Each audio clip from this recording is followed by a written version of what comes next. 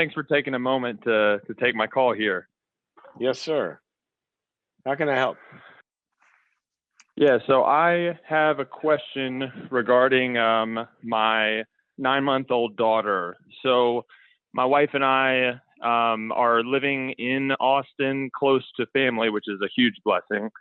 So my wife's side, my side, and then her grandparents. And so the question actually comes, we're just trying to figure out how to communicate effectively with her grandparents Are her regarding parents also in the access. picture there? They are, yes. Okay, so you regarding, got your parents, you got her parents, and then you have her grandparents. yes, indeed. Okay, all right. And so we're trying to figure out how to communicate clearly without hurting feelings unnecessarily with access to our daughter. I'm glad you added that last word, unnecessarily, because before then you were saying a potentially impossible sentence, how to communicate some things without hurting feelings. Because some people, you can't really control that, right? So sometimes, Gotcha. but Yep. when you say Yep. unnecessarily, then there you go. That's good. Gotcha. Okay, good. Well, just regarding access to our daughter, I think that our grandparents want to hang out with our daughter and have us come over for, pretty often, and we'll say things passively like, soon we'll be able to hang out with, I won't say her name, but soon we'll be able to hang out with her without your parents here, or, we're looking forward to a weekend where she'll stay over here with us, or something like that. And I'm just not sure that we have. Sorry, I've been walking up and down the stairs with my daughter actually here. Not sure that we're certain on how to just communicate that effectively and say, that's not basically going to happen, and basically burst their bubble, or just really how to do that. Okay. So let me ask some stuff. It's not going to happen. It's not going to happen. Is that an absolute statement? And it's not going to happen because they're incompetent. You think they're not trustworthy, or it's not going to happen until she's older, or it's not going to happen until hell freezes over because I don't really like you people. What is it's not Right. going to happen. Help me understand the not going to happen, because on the surface I can think of, oh my gosh, when our girls were little, oh, would it have been nice to have a grandmother around and said, I'll take the little. But there are cases where there's no way I'm giving that kid a grandmother. So help me understand. Yeah, absolutely. I didn't want to speak too much up front, and so I'm glad that you asked that. So Yeah. our daughter's grandparents, my parents and my wife's parents, we feel that way that you described, so happy to have all hands on deck and feel Awesome. safe with them and all that. So with our daughter's great grandparents, the dynamic is a little bit interesting because they're pretty well known within the ministry world, and have a huge, just like a lot of people would think very highly of them and things like that. So I think there's an expectation for others to behave in a certain way around them, and so By it causes them? this high level of By them.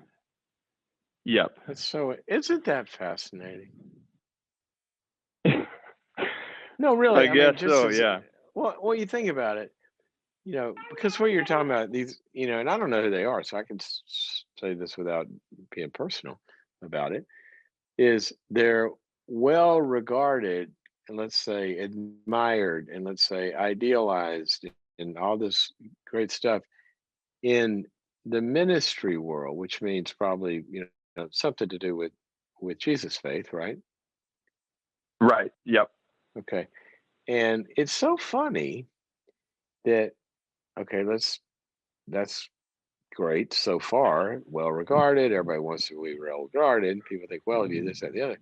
But then you added, because of that, they feel entitled to be treated a certain way.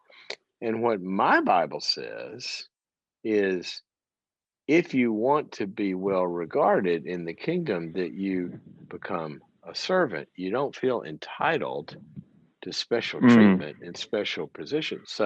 So far, I'm not impressed, but I'm glad other people are. Right. I mean, if they are that entitled, I'm not impressed. Yeah. Well, I appreciate you kind of speaking to that. And I think just one more bit, maybe for you, so you can give a well-rounded answer would be, when we first met, when, I was dating their granddaughter and, the first time I met them, they had asked about, my sexual history and what kind of man I was, and just a lot of kind of personal questions. What? The grandparents? Because I think, yeah. Wait a minute. The grandparents ask you about your sexual history?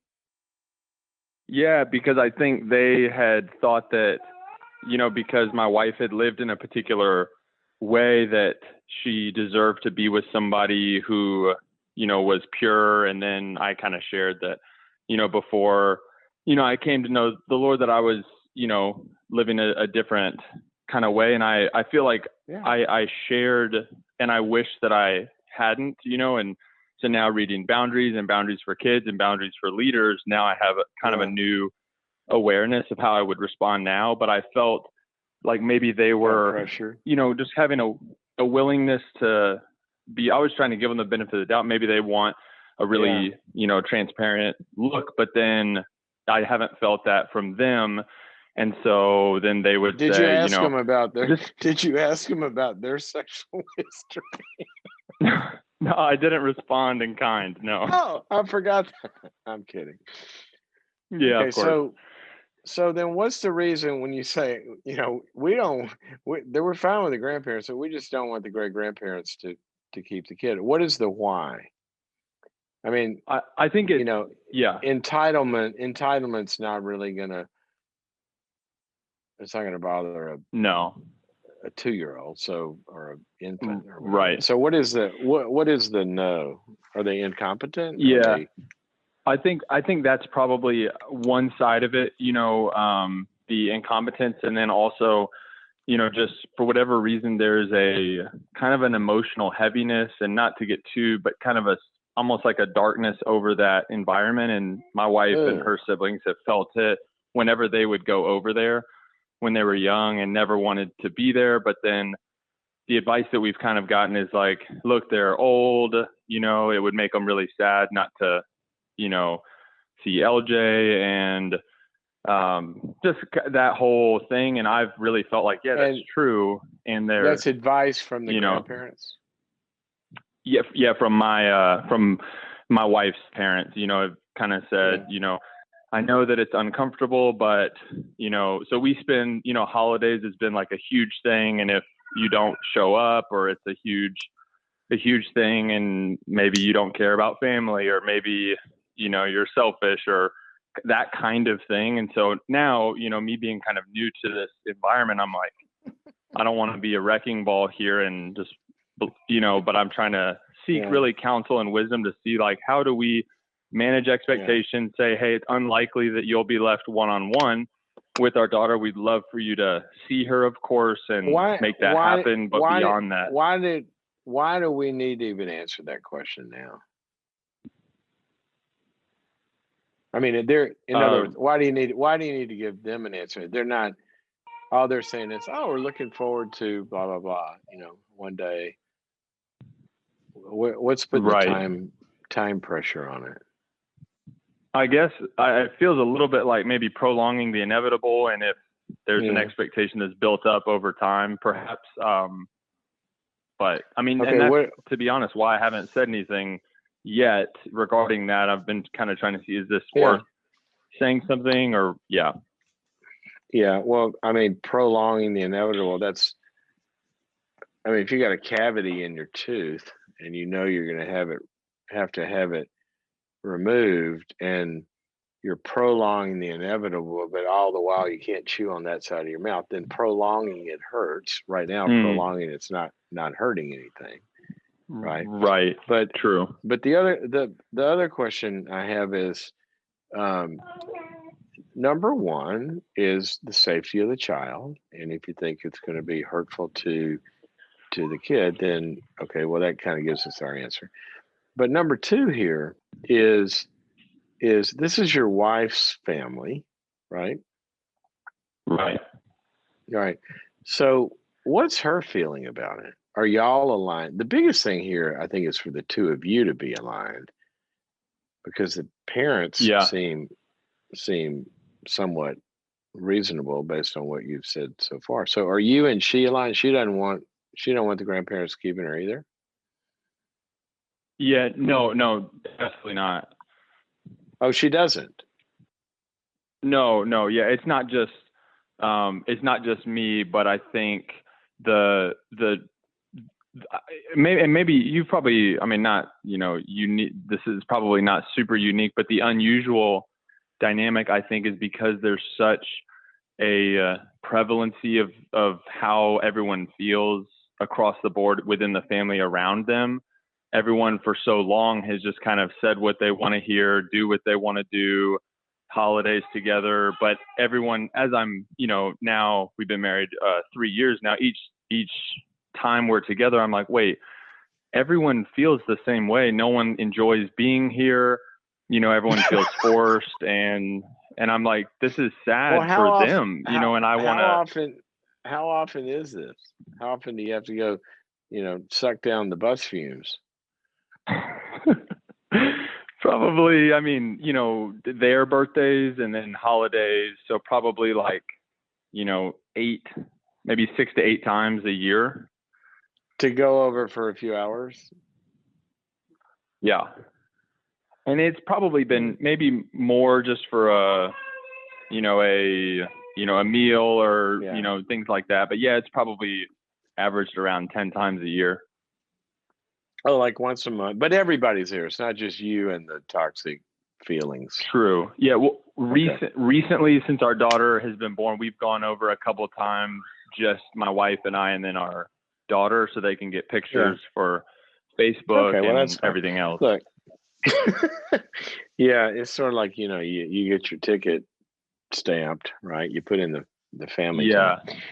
time. Okay, so there's a couple of principles here, and then I'll ask you one more quick question.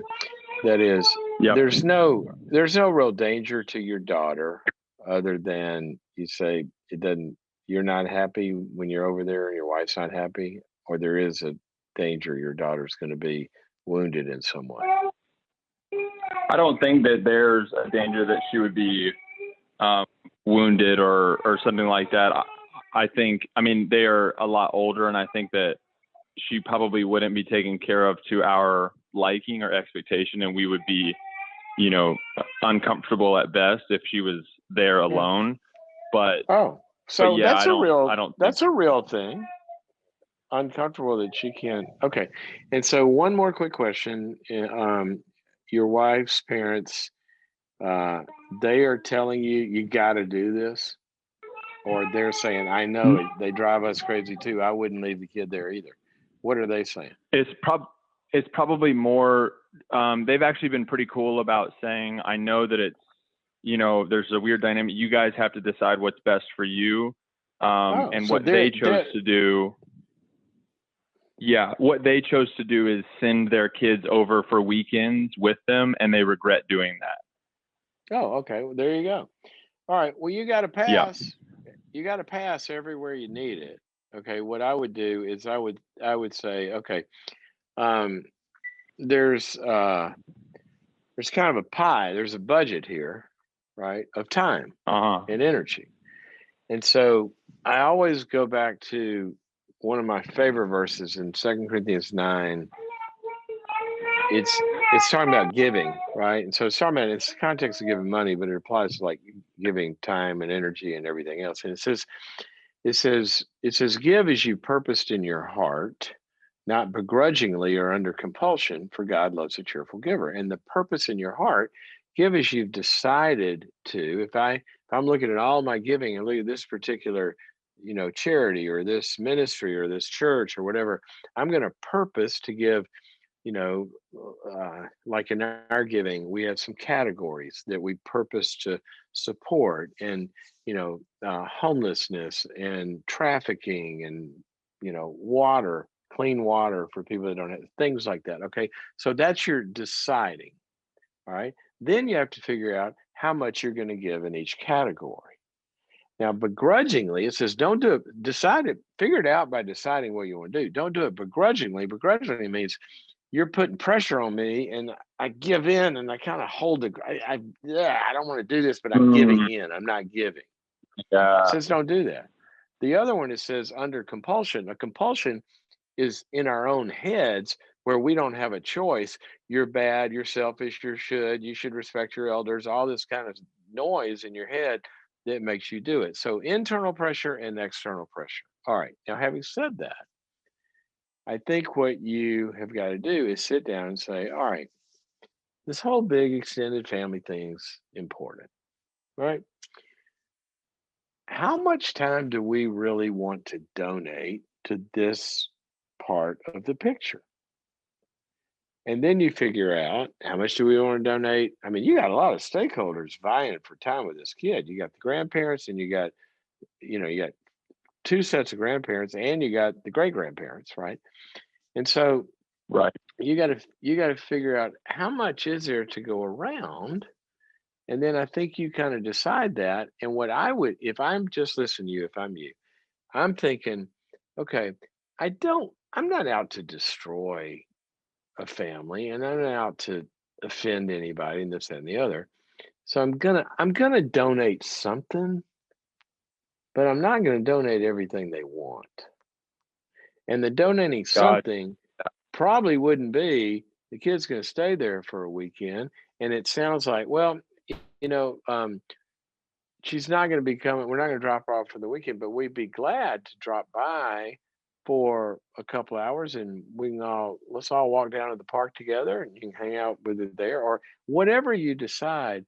But don't let it be decided by the pressure. Let it be decided by the value. See, the value here is not, Mhm. wow, this would be great for us. The value is I kind of want to pay respect and I want to honor them and I'm going to donate something to do that, but I'm not going to give them everything they want. And then when that happens, you just have to Right. empathize and then you run over to the in-laws and say, God, help us, because they know your pain, right? And you got a community here that'll stand by you. So it's going to fall something in there like that and you just empathize with them. But I think this is probably further down the road. And there's a lot of good reasons that you can give for why you don't want them to stay over, you know? And frankly, Yeah. at some point, and I want you to get comfortable with this, at some point, you might have to say, you know what? I understand that you want to keep her. She's a toddler or she needs a lot of care and this, that, and the other. And, you know, I worry about, and don't take this personally, but I worry about with your walker, can you really carry her and have your walker? Or if, your hearing's not sometimes where it needs to be, and are you going to, I worry about if you're going to hear her if she wakes up in the night.